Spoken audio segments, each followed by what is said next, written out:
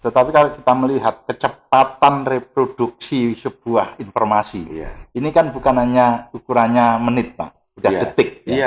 Kita mohon maaf aja, kita tinggal aja ke kamar mandi sebentar, media sosial kita sudah bertumpuk. Nah, dalam konteks ini, program atau strategi yang sudah dimainkan oleh Diskominfo tadi relatif sudah banyak. Ini sampai sejauh mana secara efektif, paling tidak meminimalisir apa yang sudah terjadi di lapangan. Karena mohon maaf aja, banyak informasi yang di lapangan itu bergulir sebegitu cepat, sedangkan tanggapannya informasi dari pesan resmi ini kadang-kadang juga lambat. Ini kan leader itu kan ada pengertian opinion leader. Leader itu ada reader formal dan reader informal.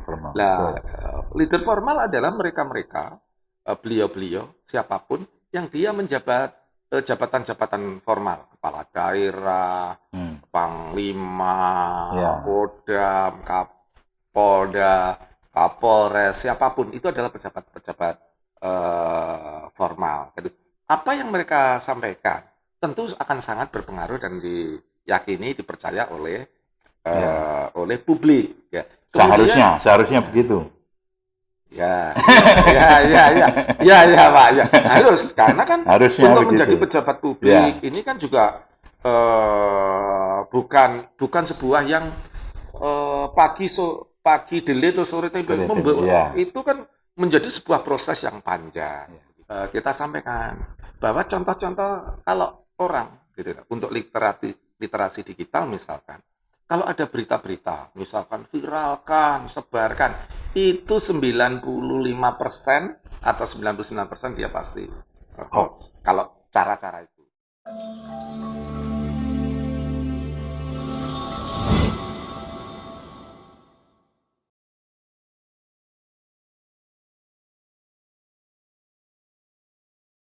Assalamualaikum warahmatullahi wabarakatuh. Sahabat pustaka tercinta, selamat berjumpa kembali bersama podcast JC, dialog inspiratif yang solutif. Tema yang akan kita bahas kali ini adalah menangkal hoax dan mengembalikan kepercayaan publik. Di hadapan kita telah hadir narasumber yang sangat kompeten, Dr. Andes Beni Sampirwanto, Magister Sains, Kepala Dinas Komunikasi dan Informasi Provinsi Jawa Timur. Selamat datang Mas Beni. Selamat pagi, terima kasih Pak Gino, juga para pemirsa pustaka digital. Salam sehat selalu. Oh iya, salam sehat selalu. Jangan lupa selalu menerapkan protokol kesehatan. Baik. Untuk membedah informasi tersebut, memang pasca reformasi ruang publik begitu terbuka. Kita masuk pada era internet dan digitalisasi informasi. Masyarakat tidak lagi menjadi objek dan sasaran determinasi media arus utama. Muncul fenomena di mana setiap orang bisa membroadcast, menulis, membuat konten apapun di media sosial. Ruang publik menjadi riuh, gaduh, dan juga liar. Kemudian masuk kelompok kepentingan, baik politik, ekonomi, dan mungkin juga SARA, yang mengambil keuntungan dalam sebuah situasi yang kelak diharapkan menjadi opini. Kelompok kepentingan ini dikenal dengan istilah booster atau buzzer, yang membawa pesan dan menyampaikan pesan informasi palsu, atau hari ini kita dengan istilah hoax. Karakter informasi yang begitu mudah bergerak, berubah, bereproduksi, dan beranak pinak, ini kemudian diolah, ditimpali, dan digoreng oleh para buzzer untuk membakar emosi dan keyakinan diri publik.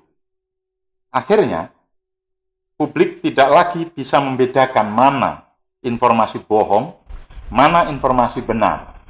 Informasi dari sumber resmi dan arus utama tidak lagi menjadi rujukan. Kepercayaan publik menjadi hancur. Akhirnya, masyarakat terjebak dalam situasi di mana sesuatu yang tidak benar justru dianggap sebagai sesuatu yang benar. Fakta-fakta objektif tidak lagi menjadi pertimbangan karena publik lebih mengedepankan emosi dan keyakinan diri. Terlampauinya logika publik ini dikenal dengan istilah post-trust atau pasca kebenaran. Mas Beni, melihat situasi yang demikian, kita ingin mendapatkan informasi, tentu Dinas Kominfo dan Informasi Pemprov Jawa Timur telah punya strategi dan program prioritas untuk bisa mengurai persoalan-persoalan yang ada. Monggo. Ya. Terima kasih Pak Gino, Bapak dan Ibu sekalian. Tadi disampaikan bahwa publik begitu diberi setelah era reformasi tahun 99, publik itu diberi otoritas yang begitu besar terhadap berita. Seperti kita ketahui, setelah reformasi tadi diterbitkan oleh DPR bersama pemerintah undang-undang misalkan 40 tahun 99 tentang pers. Yeah. Di mana kalau sebelumnya itu begitu pers ada kesalahan begitu dia bisa dibredel. Tapi dengan undang-undang yang baru media diberi otoritas yang begitu besar sehingga tidak bisa dilakukan bredel. Kalaupun ada keluhan dari pemerintah maka arahnya adalah ke Dewan Pers dan di sana muara akhirnya adalah diberikan penjelasan-penjelasan bahwa berita kurang benar dan sebagainya. Artinya otoritas masyarakat publik itu demikian besarnya. Kemudian juga ada Undang-Undang 14 tahun 2008 tentang keterbukaan informasi publik. Kemudian di mana keterbukaan informasi publik tadi seluruh badan publik diwajibkan memberikan informasi-informasinya kecuali untuk informasi yang memang dikecualikan. Ya. Ada, tetapi kalau kita presentasi informasi yang dikecualikan tadi tidak terlalu banyak. Kalau dipresentasi paling 10% lah. Hanya cara penuangannya tidak, kalau di dalam bahasa Jawa itu tidak blak potang gitu loh ya. Ada mekanisme, ada standarnya. Kemudian terkait tadi pertanyaan Pak Gino, bagaimana dengan hoax ya?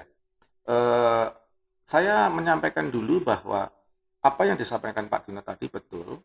Dengan teknologi akhirnya membuka keran untuk siapapun menyampaikan pikiran-pikirannya.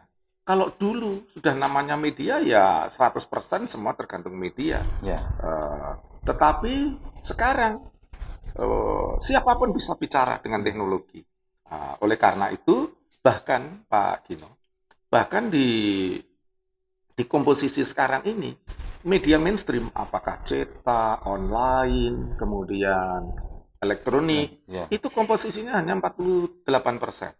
Sementara yang media sosial itu 52%. Begitu. Artinya publik ini betul-betul bersuara begitu.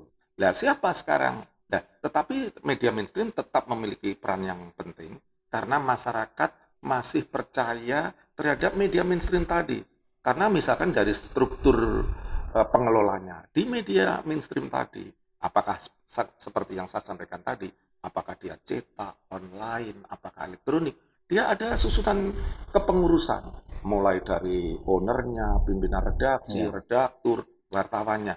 Terpercaya. Betul. Jika terjadi apa-apa dengan media mainstream tadi, kita bisa menyampaikan kepada Dewan Pers. Itu seperti itu. Tetapi kalau media sosial, memang sih nanti urusannya dengan polisi, karena kaitannya dengan undang-undang ITE. Ya, itu seperti itu. Jadi itu, maka sekarang ini media sosial menjadi sangat penting bagi kita semua. Nah, celakanya tadi yang ditanyakan Pak Gino, tidak semua orang itu dengan itikat baik. Dia punya miliki agenda sendiri, itu seperti itu. Iya, punya kepentingan sendiri, gitu. Nah, bagaimana dalam konteks pertanyaan Pak Gino tadi, bagaimana yang disiapkan oleh Dinas Kominfo, disiapkan pemerintah provinsi untuk menghindari seperti itu? Kami, Pak Gino, para pemirsa, kami di Pemprov Jawa Timur, di Dinas Kominfo Provinsi Jawa Timur, bekerja sama dengan dengan instansi terkait, misalkan Polda. Kami juga mempunyai tools untuk melihat apakah sebuah berita itu hoax apa tidak, disinformasi apa tidak. Itu ada, jadi kami cek. Lah, sumber dari untuk mengetahui kami sendiri juga ada beberapa staf yang melakukan itu, terus kemudian ada OPD atau instansi lain. Jika menanyakan kepada kami dengan berbagai tool yang ada mengerjakan apakah ini disinformasi, apakah ini hoax apa tidak. Nah, kami juga punya berbagai channel, berbagai platform, Pak, untuk masyarakat menanyakan kepada kami apakah platformnya itu berupa telepon, kemudian berupa aplikasi atau juga media sosial. Kalau Bapak dan Ibu sekalian, misalkan mau menanyakan, ini kalau adanya telepon, bisa melalui telepon kita 1500117. Nanti bisa ditanyakan di sana, Pak, ini ada berita ini betul apa tidak? Nanti akan kita cek. Kemudian kami juga punya aplikasi Jatim Cetar, Pak. Di sana di application store itu kita bisa download untuk memberikan masukan di situ. Kemudian kita juga punya banyak media sosial, Pak, sesuai karena kan ranahnya Diskominfo ini juga teknologi ya. Kami ini biar nggak keliru. Jadi misalkan di Twitter itu kita punya Jatim Pemprov, @jatim-pemprov atau Kominfo Jatim. Kemudian kami juga di Facebook punya Pemprov Jawa Timur. Kemudian Twitter, Facebook, kemudian Instagram kami punya Jatim Pemprov, @jatim-pemprov. Jadi channel-channel itu bisa diakses oleh masyarakat yang untuk ngecek itu, untuk mengecek apakah sebuah berita atau memberikan masukan, apakah itu disinformasi atau hoax. Kalau disinformasi ini kan ada sebagian yang betul, ada sebagian yang tidak betul. Tapi kalau hoax itu kan sepenuhnya keliru semua. Gitu, itu Pak Gino. Baik. Tetapi kalau kita melihat kecepatan reproduksi sebuah informasi, ini kan bukan hanya ukurannya menit, Pak, udah detik. Kita mohon maaf aja, kita tinggal aja ke kamar mandi sebentar, media sosial kita sudah bertumpuk. Nah, dalam konteks ini, program atau strategi yang sudah dimainkan oleh Diskominfo tadi relatif sudah banyak. Ini sampai sejauh mana secara efektif, paling tidak meminimalisir apa yang sudah terjadi di lapangan. Karena mohon maaf aja, banyak informasi yang di lapangan itu bergulir sebegitu cepat, sedangkan tanggapannya informasi dari pesan resmi ini kadang-kadang juga lambat. Jarak waktu inilah yang dimanfaatkan oleh para kelompok kepentingan ini untuk bermain di tataran publik. Supaya tujuannya berhasil. Seperti apa ini? Jadi tadi saya juga lupa ada satu lagi, Pak. Kami juga meningkatkan literasi kepada publik, kepada media massa, kepada media mainstream. Jadi kami ada kegiatan-kegiatan sosialisasi begitu ya, baik kepada publik langsung, kemudian kepada mass media. Kita sampaikan bahwa contoh-contoh kalau orang gitu untuk literasi digital misalkan. Kalau ada berita-berita, misalkan viralkan, sebarkan, itu 95% atau 99% dia pasti hoax. Kalau cara-cara itu. Kemudian yang kedua, itu dari terminologi ya, kata-kata yang ciri-ciri itu. Kemudian kalau sebuah berita misalkan, di sana tidak menyebutkan kontak person, namanya, nomor HP, telepon yang bisa dihubungi, maka itu kita juga patut waspada. Nah, itu. Pak Gino tadi memang Kementerian Kominfo juga sudah melakukan penelitian. Itu Indonesia itu dibagi timur, kemudian tengah dan barat. Kita termasuk barat. Memang literasi digital kita itu belum dari skala 0 sampai 4 kita itu masih 3,6 berapa begitu. Artinya ini masih masyarakat kita yang di bagian barat ini masih juga gampang terprovokasi. Kita jadi tinggal dapat informasi sar saja. Lah itu tidak ini kita hentikan dulu. Minimal kita hentikan dulu kalau ada tadi kata-kata viral kan apa itu. Tetapi tadi Pak Gino juga saya menjadi teringat ketika sekarang ini orang yang kita kan sosialisasi berita-berita hoax, berita-berita disinformasi biasanya ditandai dengan kata-kata sebarkan, viralkan dan sebagainya dengan kata-kata sejenis. Tapi ternyata mereka juga pinter. Sekarang itu membuat sebuah kata-kata itu dihilangkan. Jarang kata-kata itu. Nah, tapi bagi kita yang bergerak di dunia komunikasi sudah tahu. Misalkan begini. Misalkan Mbak, saya sambil guyon saya sampaikan. Misalkan ketika COVID sekarang ini. Orang kan dulu banyak bawang itu bisa menyembuhkan COVID. Terus apa lagi Pak? Bawang, kemudian minyak kayu, lah pokoknya. Terus minyak kayu putih. Gitu saya kan? begini, kalau kita yang terbiasa di dunia informasi ini, kedokteran itu kan dia sebuah efficacy, pengaruh keberhasilan terhadap sesuatu. Sebuah produk dikeluarkan ketika dia itu minimal menyembuhkan 90%. Minimal 90%. Makanya ada dilakukan uji lab 3 kali, terus uji manusia, uji klinis 3 kali. Lah kalau hanya uji lab, saya ngomong sambil guyon, ini bisa-bisa yang membuat produk ini adalah orang-orang yang dari produsen bawang itu, gitu. Jadi seperti ini literasi, ya ini yang kita Pak Gino, yang kita perlu sosialisasikan. Terus.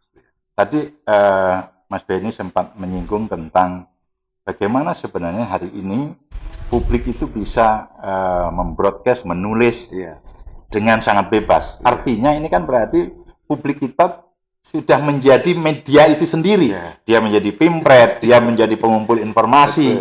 Nah, dalam konteks ini literasi digital yang sudah kita lakukan itu sebenarnya melibatkan stakeholder yang mana ini? Supaya kelembagaannya juga menjadi lebih sistematis dan dampaknya ini kan situasi yang kacau begini dalam tanda kutip ini kalau diatasinya dengan cara-cara crash program hanya menjawab seperti pemadam kebakaran ini juga dampaknya penyelesaian juga tidak akan terasa. Nah tentu literasi digital ini harus lebih sistematis dan lebih masif. Jadi yang pertama begini, untuk kita di tempat kita, kami melibatkan juga media. Tidak mungkin di Jawa Timur itu kan penduduknya 40, sekian juta. Nggak mungkin kan kita langsung kepada mereka. Maka khusus untuk media sosial, kita memanfaatkan para influencer itu. Para influencer itu kan dia dengan seluruh pengikutnya 750. Jadi dia ngomong gitu kan followernya itu. Nah ini bersama dengan media mainstream kita gabungkan untuk memberikan mereka cara yang menulis, yang santun, yang apa. Karena terus terang, kualitas sebuah media, Pak Gino, para pemirsa, sebuah kualitas media itu juga dilihat dari kualitas tulisan, narasi yang dibangun, pilihan kata-katanya. Kalau kita misalkan nih katakanlah ini saya contoh. Saya bertemu dengan orang picek. Kita yakin kualitas orang yang bicara itu seperti apa. Di media pun juga begitu. Baik media mainstream maupun media medsos. Jadi orang-orang itu seperti di media-media besar dia tuh pilihan kata pasti katakanlah dia mengkritik, tidak membuat orang kehilangan muka dan sebagainya. Maksud saya bukan hanya media besar, tapi media-media yang dia sudah terlatih. Itu pilihan-pilihan kata juga akan mencerminkan kualitas media tadi. Itu.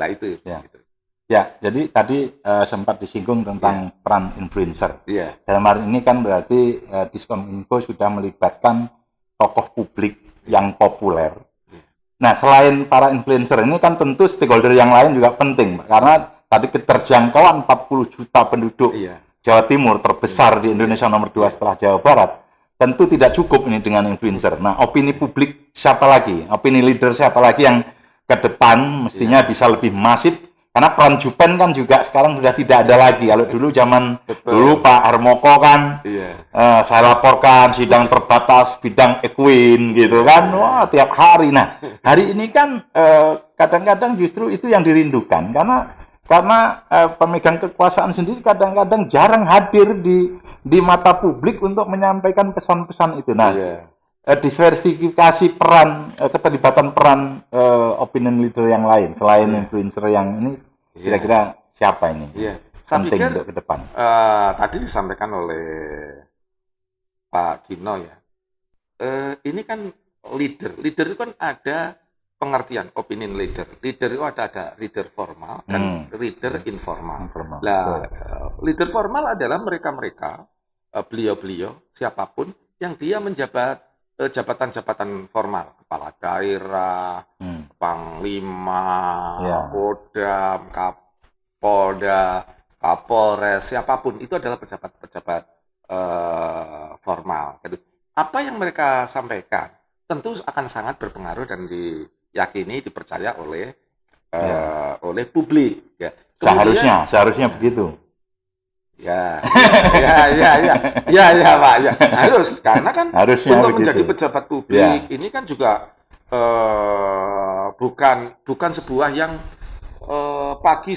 pagi delay atau sore tempo itu kan menjadi sebuah proses yang panjang, begitu ya. Untuk menjadi termasuk pemimpin itu juga katakanlah yang di level menengah, mungkin kepala dinas, kepala badan. Dia untuk menjadi kepala dinas, kepala badan itu paling tidak 20 tahun telah mengabdi. Jadi asam dan garamnya di dunia birokrasi dia terlampaui gitu Pak. Jadi apapun. Lah khusus yang informal tadi pasti ada sesuatu sehingga dia menjadi leader, pimpinan yang tidak formal. Apakah misalkan NU, Muhammadiyah, tokoh masyarakat, dia tidak sesuatu yang tiba-tiba menjadi pemimpin. Ada sebuah proses waktu, termasuk dengan para influencer. Pasti ada sesuatu yang masyarakat, Pak Gino, itu bisa menjadi tertarik, mengidolakan yang bersangkutan. Pasti ada sesuatu. Gitu. Ya, kita sepakat. Artinya memang sebaiknya tokoh formal ini kan juga menjadi opini leader yang efektif. Tapi faktanya, Mas Benny, justru kita tidak menafikan ada yang tokoh-tokoh ini justru terjebak dalam situasi yang sama. Sehingga kita kemarin sempat membaca berita misalnya angka yang mau divaksin aja, kelompok ASN aja di Jawa Timur misalnya guru, ternyata baru 53%. Nah ini kan juga berita yang sebenarnya cukup mengagetkan. Bagaimana mungkin jajaran kita sendiri justru karena pengaruh hoax, karena apa kok prevalensi untuk menerima vaksin juga masih relatif rendah. Nah saya pikir ini juga perlu mungkin literasi media, literasi digital di kalangan jajaran kita sendiri harus clear. Kelibatan tokoh publik gitu kan, ada yang non formal misalnya, ada alim ulama, para tokoh masyarakat. Nah ini harus, menurut saya harus clear dulu. Nah strategi apa ini supaya mereka juga satu kata dengan kita, jangan sampai yang kita harapkan ini justru punya pikiran yang terjebak dalam situasi podcast tadi yang sesuatu yang tidak benar justru juga ikut-ikutan untuk dianggap benar dan di-share kepada publik, padahal beliau-beliaunya adalah rujukan. Nah ini strateginya seperti apa ini? Iya. Jadi memang itu agak kompleks ya, karena penolakan atau sebagian dari ASN. Tapi saya tidak, di Jawa Timur saya pikir kok nggak seperti itu ya. Guru saya sempat masih relatif ini. Apakah di Jawa Timur? Karena begini, itu kan ada yang saya baca dari media itu kan ada banyak. Apakah dia misalkan menyaksikan misalkan apa kehalalan atau tidaknya. Kemudian dia juga takut kalau terjadi apa-apa. Karena kan yang di luar negeri itu ada yang menjadikan seseorang bisa meninggal. Kemudian banyak alasannya. Itu harus dibuka satu persatu kira-kira. Ini sebagian besar dari yang penolakannya itu terjadi karena apa? Jadi tidak bisa, kalau di dalam bahasa Jawanya Pak Gino, kita tidak bisa menggebiah dari sekian itu kenapa? Ya harus diteliti. kalau ketidakhalalannya kita bisa minta kepada para tokoh-tokoh agama gitu. Kemudian kalau dia misalkan tidak mau karena takut, oh di sana tuh penggumpalan darah dan sebagainya, ya kita biar dokter yang menjelaskan itu sehingga tepat sasaran, Mbak Gino. Ya. Kalau dia nggak maunya karena nggak halal, terus kemudian diketemukan dengan dokter ya nggak ketemu itu seperti itu. Jadi harus. Terus kemudian juga yang ketiga, saya melihat ada informasi yang mengatakan bahwa vaksin tadi menjadi ada komponen apa yang orang bisa dilacak di seluruh dunia. Nah, ini kan seperti itu. Itu tuh jadi counter attack-nya itu berbeda-beda, Pak. Itu harus dilakukan. Dan melalui media seperti ini, wawancara-wawancara seperti ini kita bisa menginfokan kepada mereka, gitu, Pak. Tentu kalau kita lihat, oh ternyata banyak yang karena agama, ya kita gunakan pakai tokoh-tokoh agama. Ya. Kemudian kalau karena kedokteran, ya kita para dokter, para mereka yang spesialis di bidangnya. Ya. Karena di agama pun kan juga diajarkan, semua itu ya tergantung pada ahlinya. Kalau nggak ahlinya ya nggak gitu ya Pak Gina ya. Gitu. Ya, jadi memang kalau kita mengambil contoh kasus COVID saja, memang ini kan polarisasi informasi di lapangan kan begitu luar biasa gitu Mas Beni. Ada yang dapat informasi disuntik, ini 2 tahun lagi akan meninggal, umurnya tinggal 2 tahun. Nah, ini kan keliaran-keliaran yang terjadi di lapangan dan faktanya memang itu sangat menggerus juga kepercayaan publik sehingga angka partisipasi vaksinasi ini juga menjadi relatif terhambat, walaupun ini juga mungkin blessing ya.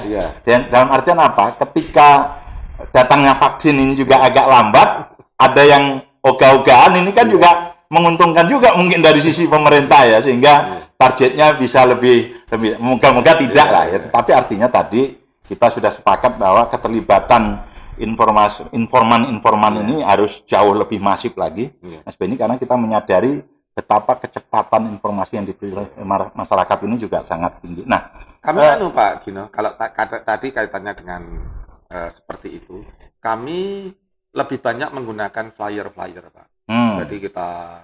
Jadi kita itu Bu Gubernur itu kan ingin PPID, Pejabat Penanggung Jawab Informasi Daerah di masing-masing OPD itu untuk dioptimalkan, gitu ya. Dia bisa menyuarakan semua informasi di OPD-nya. Nah, kami melakukan sinergi. Jadi kalau kami membuat flyer-flyer gitu ya tentang berbagai hal, maka kami di grup untuk di masing-masing kan punya follower sendiri-sendiri, segmentasinya berbeda-beda. Nah, itu kami lakukan dengan seperti itu. Ya, saya pikir memang hari ini kan memang jangan sampai yang pertama yang harus dihindari kelihatannya memang antar pengambil kebijakan ini jangan sampai terjadi mes. Karena kalau para pengambil kebijakan aja kadang-kadang informasinya saling berbeda, ini kan juga menjadi bahan pertanyaan masyarakat. Kemudian kita berharap tadi para pengambil keputusan ini juga harus berani untuk selalu share kepada masyarakat tentang informasi-informasi yang memang faktual yang ada, sehingga masyarakat juga tidak terjebak dalam berita-berita yang hoax terus tadi. Nah, bagaimana sekarang kita mendorong secara masif melibatkan masyarakat, Mas. Keterlibatan masyarakat di dalam konteks menangkal hoax itu sendiri. Ini strategi seperti apa sebenarnya yang harus dilakukan ini? Saya pikir untuk sementara waktu Pak Gino, yang kita lakukan tadi yang artinya adalah kami bersinergi antara para influencer dengan media mainstream, arus utama. Ini kita libatkan.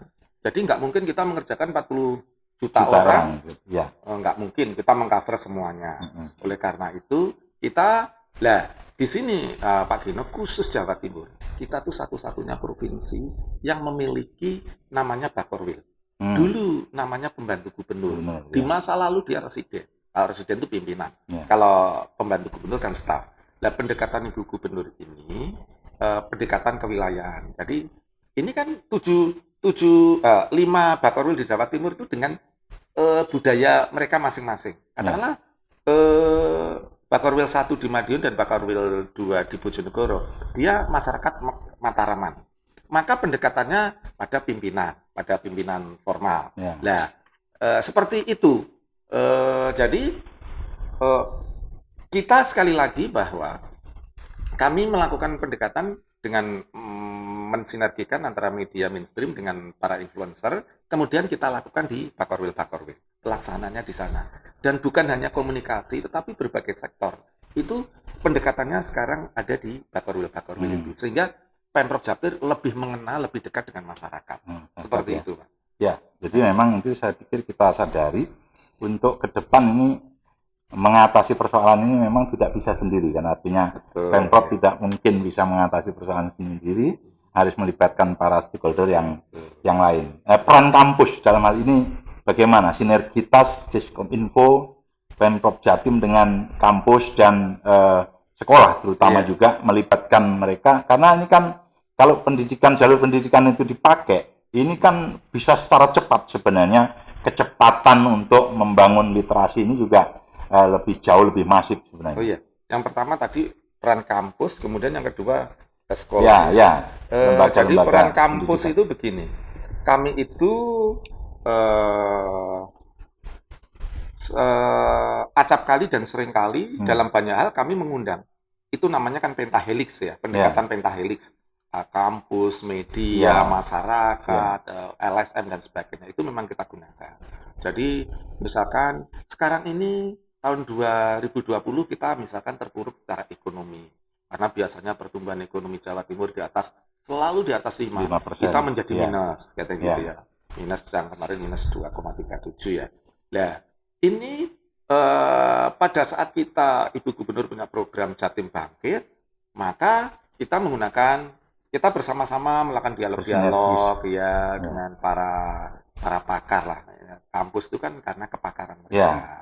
Bersama kepala dinas yang membidangi, kita bikin dialog-dialog dan sebagainya, baik di media TV, elektronik maupun di radio, itu kita memanfaatkan teman-teman semua. Terus kemudian yang kedua terkait dengan sekolah, memang Pak, yang paling bagus dan jangka panjang ini adalah anak-anak sekolah. Ya itu gitu. Saya pikir, dan yang paling nanti selama yang paling diingat oleh orang itu ketika dia di usia SD dan di usia TK. Jadi itu yang perlu dilakukan. Artinya literasi digital, literasi media di basisnya mahasiswa dan pelajar, saya pikir ini menjadi strategi yang penting Mas Benny, untuk bagaimana ini bisa diformulasikan, dilembagakan secara lebih struktur, karena inilah sebenarnya harapan kita di masa depan, kan? Betul. Saya menjadi teringat Pak Gino, jadi di Kemenkominfo itu sekarang punya kegiatan namanya literasi digital nasional. Itu ada beberapa item, diantaranya adalah budaya digital, macam-macam dia. Terus mereka juga memberikan berbagai beasiswa untuk aksesibilitas internetnya. Itu seperti kami juga diikutsertakan di situ. Jadi sekali lagi memang betul yang disampaikan Pak Gino, bahwa literasi digital ini menjadi sebuah keniscayaan, sebuah keharusan, sehingga kita tidak gampang-gampang terpersuasi, terprovokasi oleh informasi yang tidak benar, apakah disinformasi atau misinformasi, sehingga nilai digital literasi kita menjadi tinggi. Kita harapkan seperti itu. Saya pikir ini menjadi sangat strategis. Kenapa? Karena hari ini kan gadget menjadi barang wajib. Nah, bagaimana mendidik masyarakat untuk mengakses informasi lewat digital ini bisa lebih efektif? Saya pikir ini kan juga berdampak secara ekonomi juga. Selain dia cerdas, bagaimana mengkonsumsi informasi, tetapi kalau dia bisa secara efektif dan efisien mengakses internet, tentu kan ini juga akan membuat menjadi lebih irit lah, karena mungkin belum disurvei juga sih berapa pembiayaan masyarakat hari ini untuk kepentingan beli kuota dan pulsa aja misalnya gitu. Sebenarnya sudah ada, tapi penelitian begini. Aduh, datanya nggak saya bawa ya. Jadi sekarang ini masyarakat kita di Indonesia ini, jadi dia itu 9,8 jam setiap harinya mengakses itu rata-rata. Kemudian dari itu lebih dari separuh mempunyai nomor HP 2. Ada banyak aja. Nah sekarang itu yang tadi kembali maka media mainstream itu menjadi agak berkurang, agak terpinggirkan. Tetapi mereka kan sekarang ada namanya teknologi konvergensi. Jadi tidak mungkin media cetak ya, dia hanya media cetak tidak. Dia ya betul. Media yang lain. Dia memiliki pembaca yang fanatik itu masih dipertahankan. Pasti dia mengembangkan yang lain. Saya pikir ini kan konvergensi ini. Pustaka ini. Dia bisa video, dia bisa audio dan sebagainya. Ini penting Mas. Karena apa? Karena membangun masyarakat yang cerdas. Ini kan kalau kita lihat sekarang belanja kuota ini kan mungkin jauh melampaui belanja beras, belanja pendidikan itu sendiri bagi keluarga itu gitu ya. Nah, saya pikir ini yang harus kita terus dorong. Nah, seberapa yakin dengan yang Info lakukan hari ini untuk mengatasi persoalan-persoalan yang ada, sekaligus juga meningkatkan public trust yang memang dirasa hari ini suka tidak suka kita mengalami kemunduran gitu. Iya. Jadi yang pertama saya begini, Pak Gino, tadi ada research yang mengatakan bahwa orang kita ini tidak 9 menit tidak melihat HP itu sudah seperti kehilangan nyawa yang sekarang ini. Jadi memang artinya peran penting HP, internet bagi kita. Oleh karena itu tadi disampaikan Pak Gino bahwa kita tuh sampai mengalahkan semua, yang penting ada akses internet. Kemudian yang kedua, bagaimana Diskominfo? Saya pikir seperti saya mengutip Pak Gino saja, tidak mungkin kami sendiri, kami juga harus bersama-sama. Termasuk hari ini dengan DPD, kita memberikan sosialisasi tentang hoax, tentang disinformasi. Kita bekerja sama. Yang tadi Pentahelix, Pak, kami dengan media mainstream, dengan LSM, dengan kampus, kita harus bersama-sama, Pak. Nggak bisa. Dan ini adalah sebuah proses yang harus berkelanjutan, gitu, seperti itu. Iya. Karena tantangannya berbeda, dari waktu ke waktu tantangannya berbeda. Betul. Seperti sekolah kelas 1 sudah lulus, tantangan kedua, kelas 2 lebih sulit dan sebagainya. Ini adalah kehidupan selalu berproses. Gitu. Betul, ya. Ada beberapa yang bisa kita dorong ke depan kelihatannya. Kecepatan informasi yang diberikan oleh sumber-sumber resmi adalah salah satu bagian penting untuk mengatasi hoax. Kemudian keterlibatan stakeholder tadi Mas Benny sudah sebut, baik tokoh formal maupun yang informal, bahkan keterlibatan masyarakat.